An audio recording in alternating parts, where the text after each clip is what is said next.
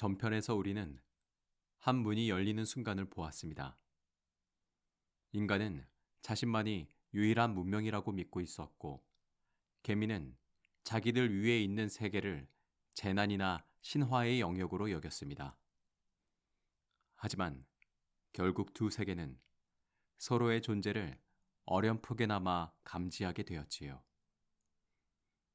그리고 이제 개미의 날에서는 그 감지가 더는 추측으로 남지 않습니다.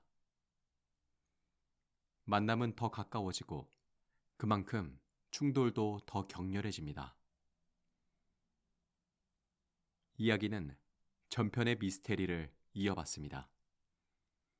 실종된 사람들은 어디에 있는가? 에드몽 웰즈는 정확히 무엇을 남겼는가? 인간은 개미와 정말 접촉할 수 있는가? 이번 이야기에서 중심으로 떠오르는 인물은 라에티시아 웰즈입니다. 그녀는 에드몽 웰즈의 딸입니다. 아버지가 남긴 비밀과 그 비밀 때문에 벌어진 실종 사건의 흔적을 쫓게 됩니다. 전편에서 지하실 아래로 사라진 사람들은 세상에서 잊힌 것처럼 보였습니다. 경찰도, 가족도, 주변 사람들도 점점 그들을 사라진 사람들로 받아들이려 합니다. 하지만 라에티시아는 포기하지 않습니다. 이 소설에서 라에티시아는 중요합니다. 왜냐하면 그녀는 단순히 실종자를 찾는 인물이 아니라 아버지의 집착이 광기였는지 성견지명이었는지 판단해야 하는 인물이기 때문입니다. 그녀는 아버지를 이해하고 싶어 합니다. 그가 왜 그런 연구에 평생을 바쳤는지, 왜 사람들에게 설명되지 않는 언어와 냄새의 세계를 쫓았는지, 왜 자기 집을 문명과 문명 사이의 경계처럼 만들어 놓았는지를 알고 싶어 합니다. 이 과정에서 그녀 곁에는 경찰 자크 멜리에스가 함께합니다. 그는 처음에는 사건을 수사하는 사람입니다. 하지만 점차 이 사건이 단순한 실종 사건이 아니라 상식으로 설명될 수 없는 더 거대한 문제라는 사실을 깨닫게 됩니다. 한편 지하의 사람들은 여전히 살아 있습니다. 이 부분이 이 권에서 꽤 중요한 반전처럼 다가옵니다. 1권에서 사라진 조나탄과 다른 인물들은 완전히 죽은 것이 아니라 아래 어딘가에 갇혀 있습니다. 그들은 고립된 공간 속에서 서서히 깨닫습니다. 자신들이 단지 비밀 통로에 빠진 것이 아니라 인간이 전혀 예상하지 못했던 거대한 생태적 질서 속에 들어와 버렸다는 것을 말입니다. 갇힌 인간들은 점점 약해집니다.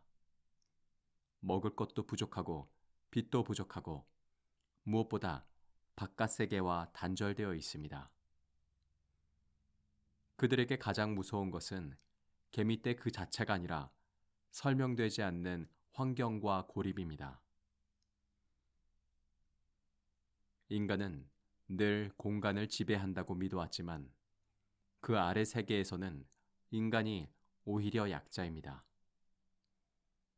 크기가 커서 강한 게 아닙니다. 그 공간을 이해하지 못하면 가장 큰 몸집도 금방 짐이 됩니다. 이와 동시에 개미 세계는 한층 더 전투적으로 바뀝니다. 벨로캉 사회는 인간을 더 또렷하게 감지하기 시작합니다. 하늘 위에서 내려오는 거대한 존재들, 질서를 파괴하고 냄새의 길을 끊고 거대한 진동과 함께 죽음을 가져오는 손가락들. 개미들은 인간들을 부르는 이름을 갖게 됩니다. 그리고 이름을 붙이는 순간 두려움은 대상이 됩니다. 이제 인간은 막연한 재앙이 아닙니다. 정체를 가진 존재입니다. 그렇다면 그 다음 질문은 자연스럽습니다.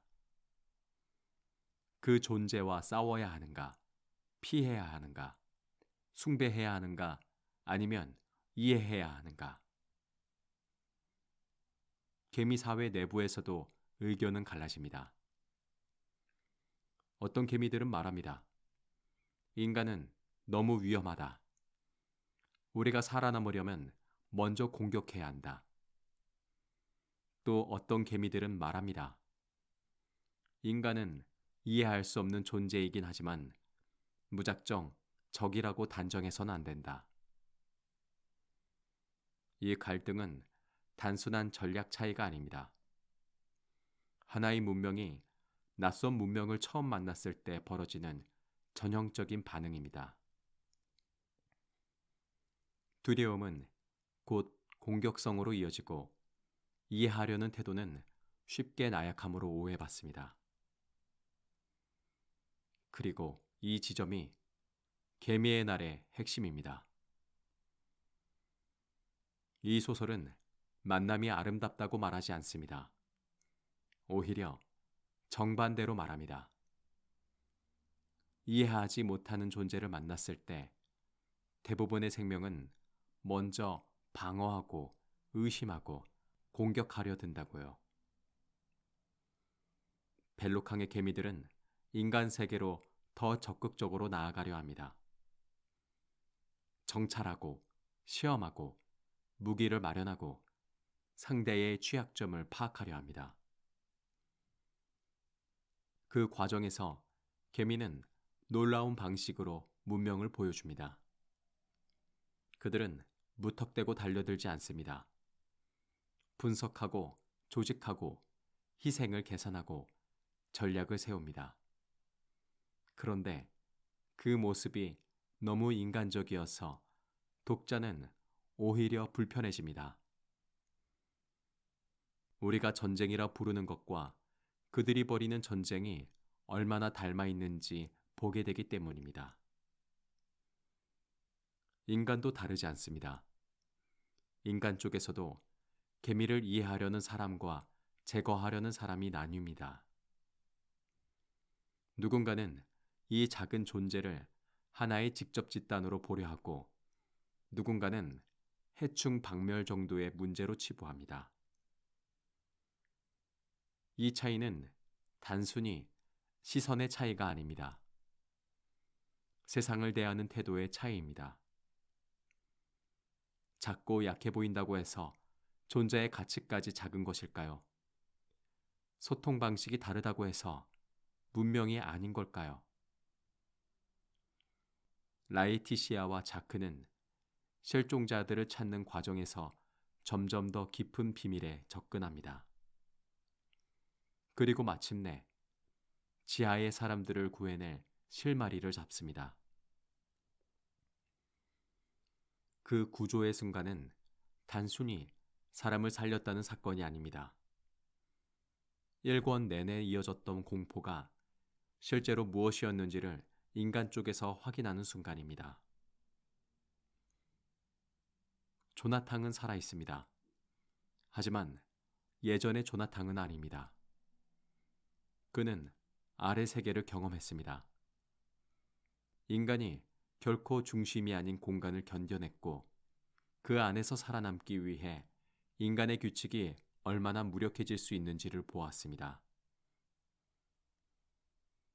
지하에서 돌아온 사람들은 단순한 생존자가 아닙니다.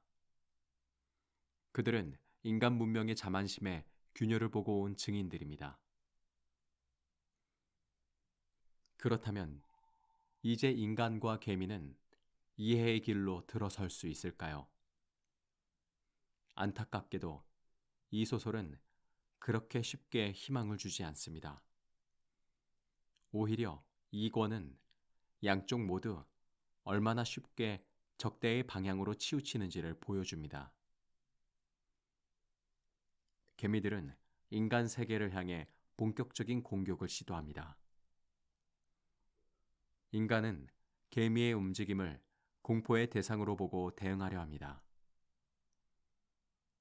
작은 침투와 작은 오해는 쉽게 큰 전쟁의 논리로 부풀어 오릅니다. 여기서 흥미로운 것은 작가가 개미를 무조건 선하게 그리지 않는다는 점입니다. 개미도 잔인할 수 있습니다. 개미도 광신적일 수 있습니다. 개미도 자기 종족 중심주의에 빠질 수 있습니다. 즉, 이 소설은 인간을 비난하고 개미를 찬양하는 우화가 아닙니다. 그보다 이렇게 말합니다. 문명이란 크기의 문제가 아니라 태도의 문제다. 그리고 태도가 잘못되면 인간이든 개미든 똑같이 폭력적이 될 수 있다고요. 이야기 후반부로 가면 가장 중요한 질문이 떠오릅니다. 상대를 없애는 것이 정말 해결일까? 인간은 개미를 완전히 제거할 수 있을지 모릅니다. 개미는 인간을 직접 무너뜨릴 수는 없더라도 끊임없이 교란하고 위협할 수 있을지 모릅니다. 하지만 그렇게 해서 남는 것은 승리가 아니라 끝없는 파괴뿐입니다. 라에티시아와 몇몇 인물들은 이 사실을 조금씩 깨닫습니다. 그리고 개미 세계의 일부도 마찬가지입니다. 무조건적인 전쟁은 모두를 망가뜨릴 뿐이라는 것을요. 그래서 개미의 날의 결말은 완전한 화해가 아닙니다. 그렇다고 완전한 파국도 아닙니다. 더 정확히 말하면 전쟁만으로는 답을 찾을 수 없다는 사실을 양쪽이 어렴풋이 깨닫는 단계입니다. 1권이 문을 여는 이야기였다면 2권은 그 문 너머서 서로를 보고 겁에 질린 두 문명이 본능적으로 이빨을 드러내는 이야기입니다. 그리고 그 과정 끝에서 비로소 누군가가 이런 질문을 하게 됩니다. 우리는 왜 그렇게 쉽게 이해할 수 없는 존재를 적으로 규정하는가? 밤에 이 이야기를 듣고 있으면 개미와 인간의 대결은 어쩌면 우리 자신의 모습처럼 느껴지기도 합니다. 국가와 국가, 민족과 민족, 세대와 세대. 생각이 다른 사람들 사이에서도 늘 같은 일이 벌어지니까요. 이해하기 어렵다는 이유로 위험하다고 단정하고 위험하다고 단정한 뒤에는 파괴를 정당화합니다. 개미의 날은 바로 그 오래된 인간의 관습을 아주 작은 존재들의 세계를 통해 다시 비춰줍니다. 이제 이야기는 마지막 권, 개미 혁명으로 향합니다. 그리고 마지막 권에서 질문은 더 커집니다. 인간과 개미는 정말 서로를 이해할 수 있을까? 아니면 결국 누가 더 강한가를 끝까지 겨루게 될까?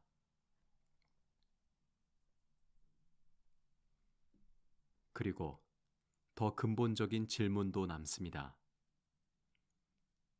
정말 혁명이 필요한 쪽은 개미일까요? 아니면 인간일까요? 지금까지 무엇이든 내레이션이었습니다.